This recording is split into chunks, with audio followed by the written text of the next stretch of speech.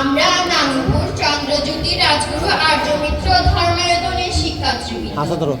আজ আমরা নানুপুর গ্রামের গৌরব, দুই উজ্জ্বল কৃতি সাংঘিক ব্যক্তিত্ব প্রয়াত অষ্টম সাগরা শিলালঙ্কার মহাতীর এবং রাজগুরু আর্যমিত্র মহাতীর মহোদয়কে গভীর স্মরণ ও বন্দনা নিবেদন করছি।